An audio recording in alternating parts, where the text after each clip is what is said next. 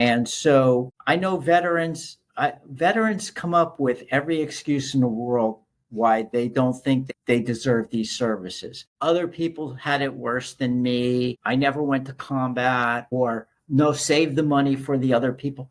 That's not the right way to look at it. The right way to look at it is you served, you earned it. Whether you were in peacetime or combat, you made a sacrifice for this country. And you also, whether the government took you up on it, you were willing to put your life on the line for this country and serve in a situation where you could be killed.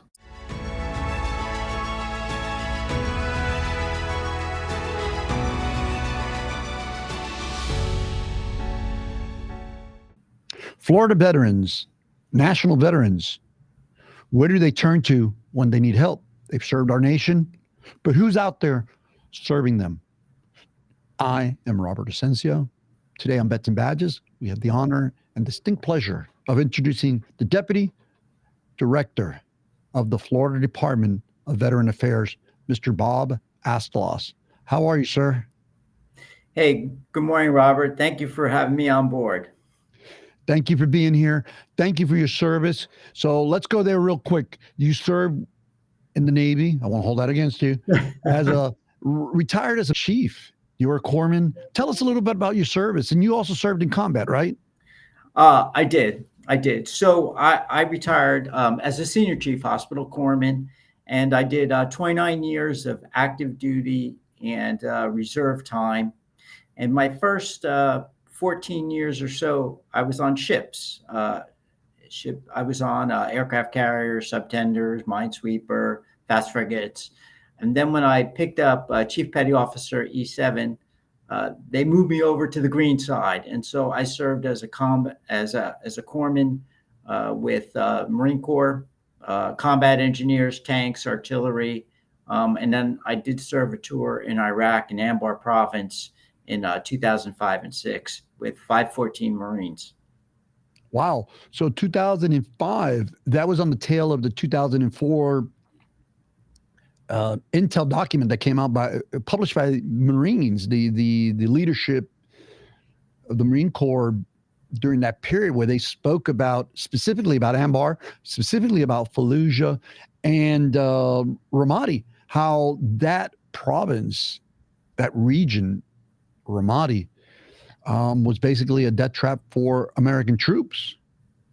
And it was a tough time. It was a tough time. We, our unit, we did detaining operations from Al-Qaim on the Syrian border, Al-Assad, Ramadi, Fallujah, Kalsu, and then in and out of Abu Ghraib. And it was a tough time. We lost Marines and soldiers every day to combat. Man, again, thank you for your service. And anyone out that has served our nation in the armed services, we can't thank you enough. Thank you. I suspect that your experiences in the theater, if you will, at whatever level that you served in, certainly impacted you. For those out there, what would you say, and how could you describe, what was the greatest impact to you personally that combat left you with? There are a couple things. First, out in Iraq, it's so different. Even basic sounds, right? Color. There's no color out there. Everything is earth tone. And I think when you come back to this country, it really does give you a great appreciation of how lucky we are in this country, the freedoms we have.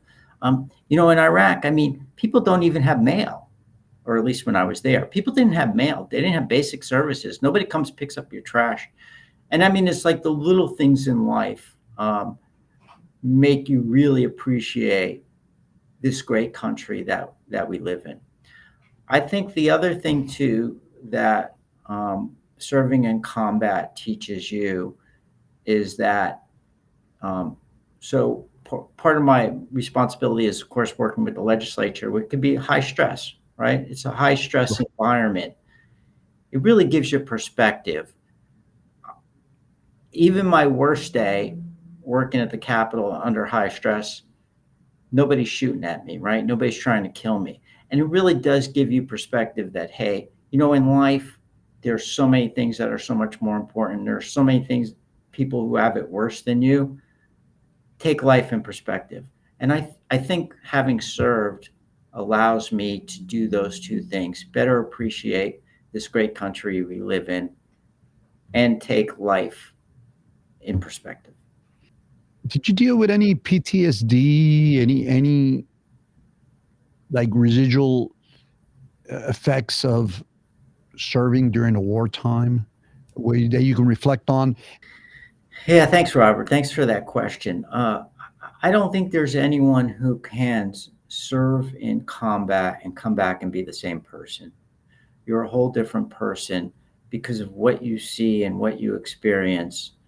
And then I really think that we who survive it, we are tasked with keeping the memories and the lives of those who didn't come back. They live through us, and we have that responsibility, and all that changes our lives. And it does, PTSD. It does impact us. Still to this day, I mean, I have nightmares about what I lived through. Um, and the thing about it is that they feel so real. Um, they're when you feel it, you feel I feel my uniform on me. I smell the smells of Iraq, the taste in my mouth, the metal taste from blood and things like that. I mean, you feel all that, and it's all still very real. People have all different ways, veterans have all different ways of handling it. Some can't. And that's why we have such a veteran suicide problem in this country. People handle it with service dogs, some people medicate.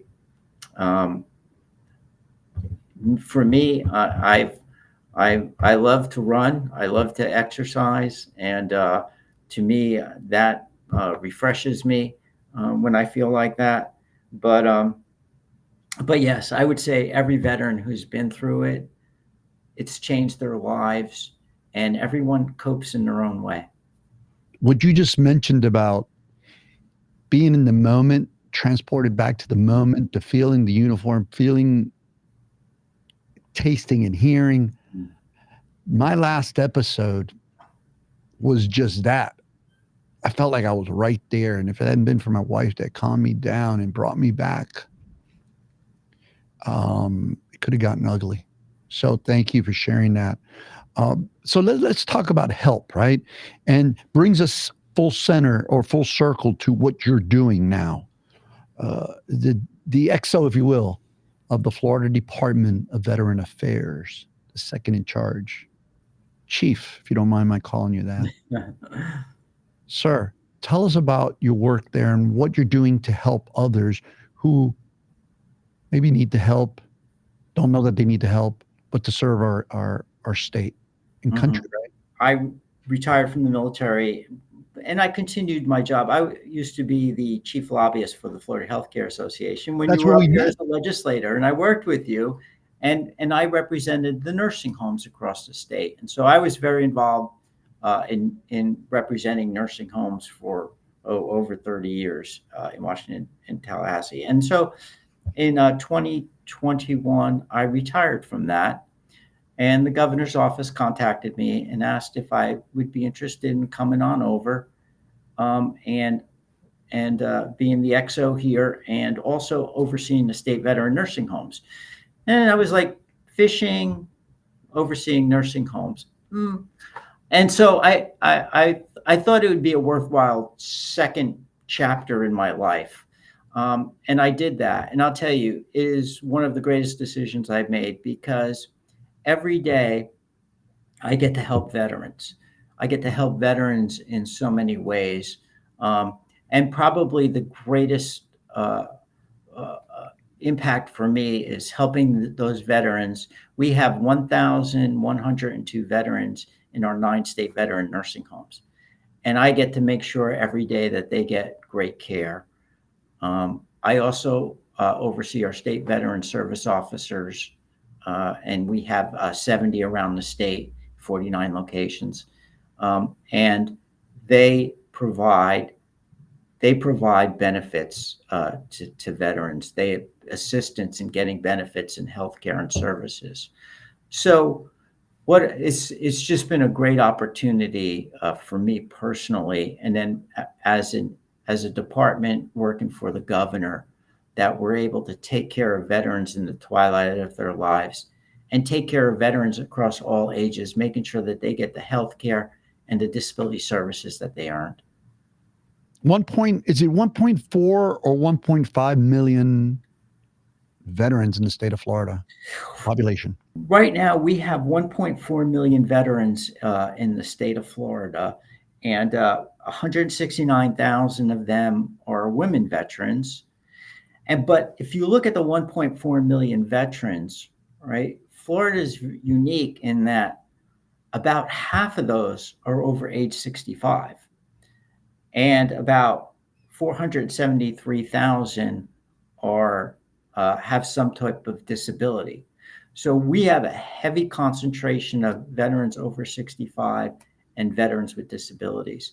And those are the Vietnam era veterans, and they have such unique challenges that we could spend a whole podcast talking about the challenges of the Vietnam veterans that we're assisting. We'll just do a follow-up show on that. We really can. I mean, these veterans, right? Just when you think about it, right? They about 10% of the baby boomer generation went over. Over 2 million veterans served in the jungles of Vietnam, which was tough warfare, right? They came back to an ungrateful nation. Um, the VA care was not up to par. They were told Agent Orange didn't hurt them, and they were really sidelined, right? And now they're aging out, right? They're coming to the point where they need long-term care, but they don't even know how to ask for it. Um, they don't know that they're aware of it. They don't want to ask for it, but they need it. And so they're a very tough population. And when we see them in our nursing homes, we're seeing a combination of dementia and PTSD combining from them, which makes them very challenging to take care of. And so they are a unique population. They deserve special attention. They deserve anything that we can give them. Dementia and PTSD? Yeah.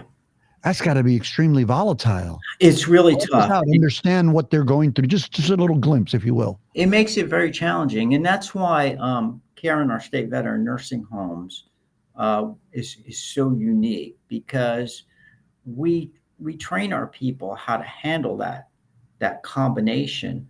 And so what happens is you have, the PTSD, of course, you have anger issues, and you have inappropriate behavior. And then you combine that with dementia, where they further lose their ability to control themselves, I guess to say. Yeah. And for any of you that are out there, whenever you see somebody on the street that's older, that's homeless, or maybe acting a little erratic, I caution you, I ask you to think about it twice. Could that be one of our veterans? Could that be somebody in crisis? Could that be somebody that could be served through the Florida Department of Veteran Affairs or other medical providers, healthcare providers? Bob, let's talk about your flagship programs, what you're doing to help our veterans and how they can seek assistance if they need it. As I said, half the veterans here are over the age of 65, and 500,000 of them, close to 500,000, have some type of disability. So these veterans, as they age out, right, they need long-term care support services. One, to keep them in their home as long as they can, and two, that once they can't continue to get the care in the home, that they be able to get home in care in a state veteran home. And so those are the two aspects. And so the VA really does have some very good programs for both. To keep you in your home, the VA has what's called the aid and attendance care program. And so if you are a veteran who served in wartime, and you don't have to have served in the war, but one day of your duty, of your enlistment, had to be during a period of wartime of the United States. If you meet that criteria, you're eligible for aid and attendance. There's income requirements. Aid and attendance are intended for people who are low income veterans, but you can get um, up to $4,000 a month, depending on criteria, to help you with long term care services, to keep you in a home or an assisted living facility or some other type of long term care environment. Um, there's also a program that if you have a family member who is taking care of you, they could be paid as a caretaker for you.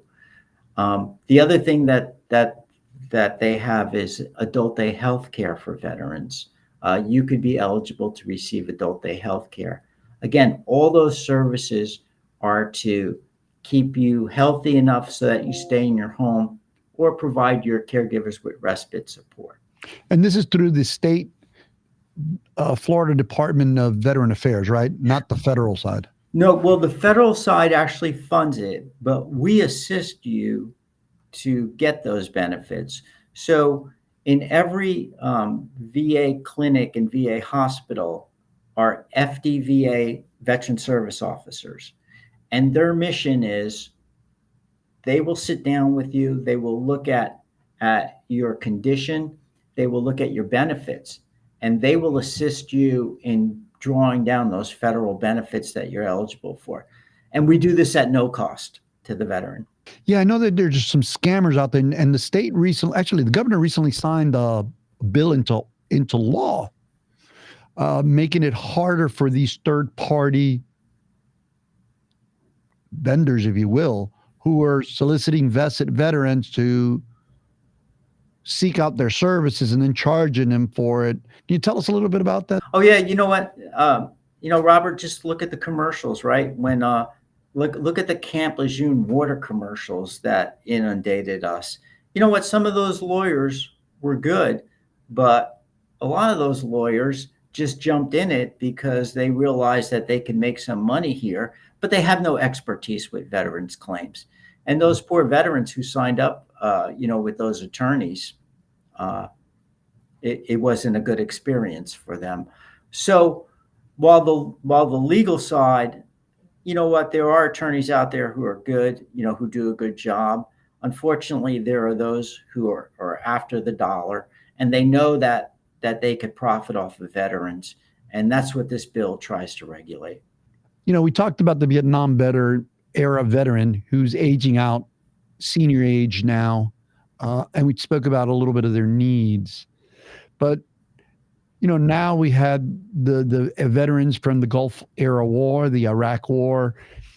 Have you noticed any difference in their needs between the three eras, or are they pretty much the same? No, no. In fact, Robert, that is an excellent question because if if taking if there was a one-stop shop to how you take care of veterans' needs, the VA would be the most successful organization. But as you know, the VA does some things good, but there's a lot of frustration with the VA, and that is because there's no one answer to it. Um, and maybe one way to look at it is with our 9 state veteran nursing homes that we have in the state of Florida, right? We started out with World War II veterans, and World War II veterans, they were content to be, in a cinder block building with very little amenities, 2 people in a room. And they didn't take a lot because when they came back from the war, they self medicated. They didn't ask the VA for a lot of help. And they've kind of moved on, and now we've got the Vietnam veterans, and the Vietnam veterans, they have a lot of mental scars, right? It's invisible scars from the Vietnam veteran. um, it's not wounds, it's PTSD, it's the Agent Orange effects, right? It's the cancers from Agent Orange, it's leukemia and things like that. And so they're very different from the World War II veterans. The other thing too with them is, they're angry. They're angry at how the government treated them, and so they need a Rightfully whole so. different effect.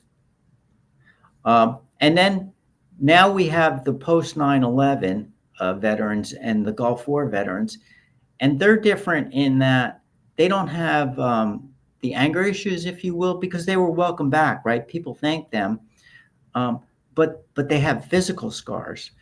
When I was in Iraq and I worked on soldiers and Marines, sometimes I'd wonder, like, uh, uh, keeping these people alive. They had such horrible scar. They had such hard battlefield injuries. Like, are they going to make it? Are we? Is this the right thing to do? But they did. They survived it. And so with the post 9/11, we see a lot of uh, physical scars, amputees, and wounds and things like that. And in fact, so what we're doing is, as we plan to build our new nursing homes, um, we are looking at more intensive rehabilitation, PT, physical therapy, speech therapy, occupational therapy programs, because that's what these veterans need. And so that's some of the changes we see with the different veteran populations. Tell us a little bit about the funding and what do you want the audience to learn about? I think the key for people listening out there is who is eligible to be in a VA nursing home and what is their responsibility. So to be admitted to a VA nursing home, there's three things that the veteran has to be. One is you have to be an honorably discharged veteran, or I should say, under honorable conditions. So if you're a veteran who is discharged under honorable conditions and you have your DD 214, that's one criteria. The second thing is you have to be a resident of the state of Florida, and you only have to be a resident one day. So as long as you have a driver's license, a Florida ID card, that you are a resident of the state of Florida, that's your second criteria. And third is you have to have a doctor, a VA doctor, prescribe nursing home care for you. So if you meet those three criteria, you're eligible to submit an admission package, and we would consider you to be admitted into one of our state veteran nursing homes. As far as who pays for that, um, if you're between 70 and 100% disabled, as determined by the VA pays your complete cost of care. If you're less than 70% to nothing, to no disability, then there's a co-payment. The VA will pay some of your care, and then we will look at your income and you will do a co-payment on that care. Outstanding. Thank you. And if anyone wanted to get a hold of the Florida Department of Veterans Affairs, what's the toll line, if you will? Oh, yeah. So, well, the easiest way is online, right? Everybody does it online. flvets.org. If you go to flvets.org, and there's a drop down tab for our state veteran nursing homes, and it tells you where they are. It has that admission criteria. And then if you feel like that is something that's appropriate for you or a loved one, then you would contact that local veteran nursing home and submit a packet there. Oh, one other thing, Robert, I forgot. So as of last year, we are allowed to admit spouses of veterans. Prior to that, we weren't allowed to admit spouses. We were only allowed to admit veterans. And that was very challenging for us because not very often, but every now and then, you would have a veteran and a spouse who were both eligible for nursing home care. And if the veteran wanted to come to our home, we had to split them up. And that was just awful. So now we're allowed to keep them together. And so spouses are also eligible for admission. Compassionate care. Well done. Well done, sir. So in the last couple of minutes here, do you have anything that you would like to cover that we have not covered? Thank you, Robert. Thanks for that open question. Here's what I would say is, if you served in the military, right, you are eligible for benefits because of your service. And so I know veterans come up with every excuse in the world why they don't think they deserve these services. Other people had it worse than me.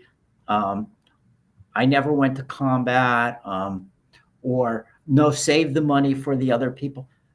That's that's not the right way to look at it. The right way to look at it is you served, you earned it. Whether you were in peacetime or combat, you made a sacrifice for this country.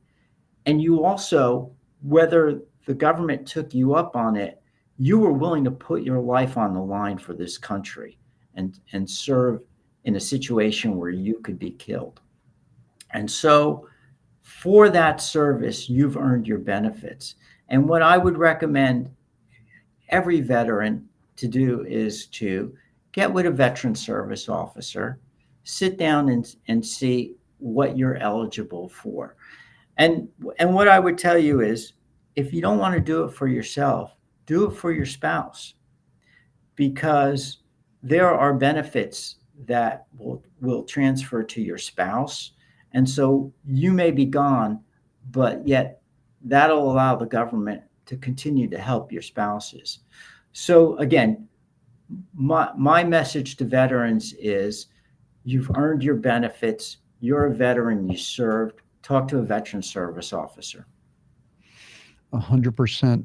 We have been speaking with the Deputy Director of the Florida Department of Veteran Affairs, retired Navy Senior Chief Bob Asztalos. We can't thank you enough, sir. Again, thank you for your service. Thank you for your continued service to our state and country and our fellow veterans and community.